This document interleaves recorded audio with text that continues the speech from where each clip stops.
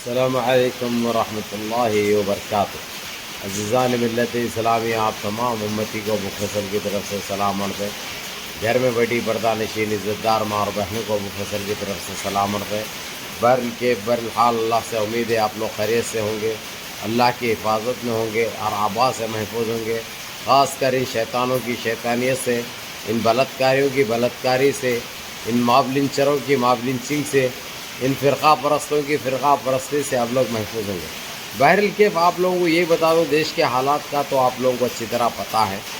जिस तरीके से सारी दुनिया में सारे मुसलमान कंट्रीज़ हमारे देश को बेंड कर चुके हैं, बाइकआउट कर चुके हैं, और यहाँ तक कि हमारे देश का मंत्री प्रधानमंत्री क्या बोलते वो, उन्हें सरकारी तौर पर माफ़ी भी मांगा है और ये भी वादा करा है कि कोई डिबेट में इसकी पार्टी के कोई आदमी कोई डिबेट में कोई चैनल पे नहीं देंगे। और कोई चैनल पे अगरचे मुसलमानों के ताल्लुक़ से, मसाजिद के ताल्लुक़ से या इस्लाम के ताल्लुक़ से कोई बात होगी तो वो चैनल को बैंड कर दिया जाएगा। ये कहा है हमारे देश के प्रधानमंत्री, जो एक अजूबा है, एक आठवां अजूबा है हमारे देश का, उनका ये कहना था। लेकिन अभी मैं हाल बता दूं, मैं इस वक्त मैं जर्नी में हूँ, ट्रैवल में हूँ, पानी तूफ़ान के वैसा पड़ रहा है। मैं गोवा में हूँ फिल वक्त, तो इसीलिए आप लोगों को अंधेरा नज़र आ रहा है सारा, क्योंकि बारिश वैसे पड़ रही है। आप लोग देख सकते हैं बारिश भी बहुत दबा के पड़ रही है। तो बहरहाल मेरे अजीज़ दोस्तों, मेरे भाइयों, एक सरकारी काम से समझ सकते हैं आप लोग, आना पड़ा मेरे को, इधर आया था मैं, ताकि बहरहाल जिस तरीक़े से अभी कुछ पेजों के या कुछ फालतू साले जो पार रखे ये आरएसएस के चट्टे, वो लोग जो बोल रहे हैं 27 ममालिक जिस तरीक़े से जकड़ना चाहे मोदी को, पकड़ना चाहे मोदी को, बहरहाल उसने एक ने 27 को जवाब दे दिया। 27 को भारी पड़ा। अरे तुम्हारी जनपद का अंडा 5 दिन से टट्टी भी नहीं निकल रही है लोगों को, सुना रहे। अरे फालतू साले, जो भी अगर तेरा नाम इसलिए नहीं ले रो रे मैं, क्योंकि तेरी औकात नहीं है मैं जो तेरा नाम लो, पहली बात। और किसको 27 कौन से 27 कंट्रियों को भारी पड़ा उन्हें रे, और क्या जवाब दिया उन्हें, सिवाय माफियों के अलावा कुछ नहीं मांग रहा। लेकिन आप लोगों को मेरे अजीज़ दोस्तों, मेरे भाइयों, ये भी बता दूं, इसको अब एक ही चीज़ बचा सकती, एक बाबरी मस्जिद की तामीर, दूसरी चीज़ हमारे देश के मुसलमानों को, जिस तरह गोदी मीडिया के कुछ एंकर्स है, आज तक के, एबीपी न्यूज़ के, जो बोल रहे हैं कि मुसलमान सारे उठ खड़े हो के अपने देश की सपोर्ट में बोलो कि हमारा अंदरूनी मामला है, हमारा दाखिली मामला है। अरे तुम्हारी जनपद का अंडा, कितने नीच है तुम, कितने खबीस, कितने जलील है तुम हर कौन सी मट्टी के बने हुए हैं, तुम्हारी कौन सी चीज़ को अगर वो करें हम, अरे बयान नहीं कर सकते। तुम कितने नीच, कितने गिरे हुए हो, क्यों रे? अरे सुअर के बच्चों, जो बोल रहे हैं अभी तुम लोग, कैसा बोले? पहली बात ये बताओ मेरे को, मुसलमानों के लिए क्या किया इसने? पहली बात, जो हम बोलेंगे कि जो है सो ये हमारा अंदरूनी मामला, हमारा दाखिली मामला, बाबरी मस्जिद हमारी शहीद भी, और डेली हमारे मसाजिद के लिए गंदी सोच, गंदी जहनियत रखे थे। हम मुसलमानों को कौन सी नज़र से देखा जाता है ये देश में, सारी दुनिया वाकिफ़ है। कितने तकलीफ़ें दी, CAA, NPR, NRC बोल के, टिबुल तलाक बोल के, GST बोल के, कितने हरकतें करे। अब जब तुम्हारी फुटने की नौबत आ गई तो बोल रहे हैं कि जो है सो हमारा अंदरूनी मामला है। कोई अंदरूनी मामला नहीं होता। अल्लाह सिर्फ भारत के मुसलमानों के नहीं है, मैं बता दिया, सारे आलम के मुसलमानों के अल्लाह है। और मस्जिद जो अल्लाह का घर है, एक भारत के मुसलमानों की नहीं होती, आलम के मुसलमानों की मस्जिद होती है। अब ये चीज़ों के ज़िम्मेदार कौन है? अब तुम्हारी फुटरी तो बट रही गए थे, अब चीख रहे, चिल्ला रहे, लेकिन उससे क्या होगा? कुछ नहीं हो सकता, कोई फ़र्क नहीं पड़ता। अब तुम लाख माफ़ियाँ चाह लो, तुम्हारी माफ़ी का भी कोई भरोसा नहीं है। तुम्हारी माफ़ी का भी कोई भरोसा नहीं है। जिस तरीके से नूपुर शर्मा हो या नवीन चिंडल हो, चंडाल हो, और ये काला लिंडू हो, सन्यासी हो, अरे जो 35 नामे जो डिक्लेयर करे हैं तुम लोग, उनके ऊपर कार्रवाई करो, उनको सलाखों के पीछे फेंको, उनको कुफरे गर्दार तक पहुंचाओ। जब पता चलेगा कि तुम साफ दिली से अमन चाहते हैं, देश में भलाई चाहते हैं, हर मज़हब का एहतराम करते हैं। अरे सुबह होती है तो तुम ये सोचते हैं किस तरीक़े से मुसलमान को जलील किया जाए, किस तरीक़े से रुसवा किया जाए, किस तरीक़े से कौन सी मस्जिद के बारे में क्या बोले। तुम्हारा ये डेली का हथकंडा हो गया था। अब तुम्हारी कब से बोलते हुए आ रहा हूँ, देखो सोए हुए शेरों को मत जगाओ, अगरचे ये जागे तो तुम्हारे लिए बहुत मुश्किल होगी। अब क्या हो गया, सारे हमारे देश के प्रोडक्ट बंद हो गए। अब अंबानी चिल्ला रहा, अडानी चिल्ला रहा, ये क्या हालत हो गई इनकी।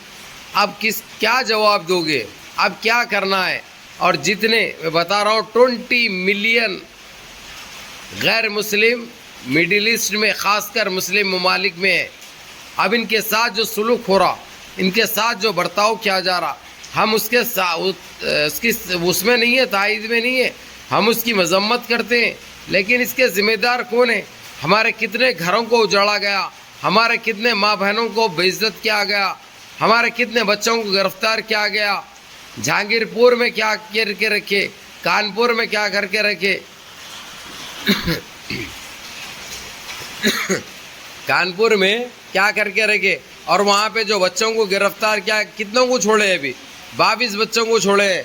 अभी 87 बच्चे छूटना है, जिसमें नाबालिग बच्चे भी है और ज़ईफ़ जिसकी उम्र 70 साल के ऊपर है, उनको भी गिरफ्तार किया गया। अब छोड़े तो 22 जनों को छोड़े। अरे सुअर की औलादो, छोड़ना है सारों को छोड़ो। और जिस तरीक़े से माफ़ी मांग रहे हैं, माफ़ी मांगने की भी मोतबरी में माफ़ी मांग रहे हैं। और कईयों ऐसे RSS के पेजा हैं, बोल रहे हैं कि इसने बड़ा जवाब दे दिया, 27 ममालिक के लिए अकेला ठहरेगा, हमारा ऐसा है वैसा है मोदी। अरे क्या है उसके दिल से पूछो। अब उसकी हालत क्या हो गई है उसको खुद पता है। लेकिन जो बातें जो कर रहे हैं तुम लोग, अस्तग़फिरुल्लाह, लानत है रे खबीस के बच्चों। खैर है लानती तुम लोग, लेकिन लानत तो तुमको भेजनी है तुम्हारे ऊपर। इतनी हालात पचीदा हो चुके हैं। अब ना गोदी मीडिया सिवाय माफियों के अलावा, सिवाय मुसलमानों को ये बोल रही है कि तुम लोग बोलो ये अंदरूनी मामला है, दाखिली मामला है। किसके बाप का दाखिली मामला रहता, अंदरूनी मामला रहता। अल्लाह सारे मुसलमानों के अल्लाह रब्बुल इज़्ज़त है, वो कायनात के मालिक है, वो करीम है, वो रहीम है, वो जब्बार है, वो गफ़्फ़ार है, वो बासित है, वो राशिद है। हम कब से बोलते हुए आए, देखो जो कर रहे तुम लोग, तुमको इसका हट जाना और खमियाजा भुगतना पड़ेगा। आज क्या हो गया, आज हम कब से बोल रहे थे, आज इस चीज़ के ज़िम्मेदार कौन है। ये जो हालात बने हैं हमारे देश के, हमारे सारे प्रोडक्ट बंद कर दिए गए हैं, हमारे देश का बाइकआउट हो गया है, सारी दुनिया हमको थूक रही है, सारी दुनिया से हमारा नाम और निशान मिट रहा। अब तो रशिया भी बोल दिया कि जो भी ताल्लुकात हैं तुम्हारे ख़त्म करते हैं हम तुमको, क्योंकि तुम लोग इंसान के नाम पे एक आतंकी हो। हमारे देश को ये सुनना पड़ा। लेकिन गोदी मीडिया अब तो खैर कुछ बोल रही है, लेकिन छुपा 90% रही है। 90 क्या 99% छुपा रही है, 1% बोल रही है। जो हालात से गुजर रहे हैं, जो हालात बन चुके हैं हमारे देश के, वो 1% बताया जा रहा है, 99% छुपाया जा रहा है। कोरिया तो साफ अल्फाजों में कह दिया, रशिया साफ अल्फाजों में कह दिया, जो रशिया से जो तेल लेते थे वो तेल भी है, वो ऑयल और पेट्रोल रशिया भी देने से इनकार कर रहा, अब नहीं देता, बल्कि बोल रहा वो कॉन्ट्रैक्ट भी कैंसिल करने की नौबत आ चुकी है। अब इसके ज़िम्मेदार कौन है, अब इसके ज़िम्मेदार कौन है।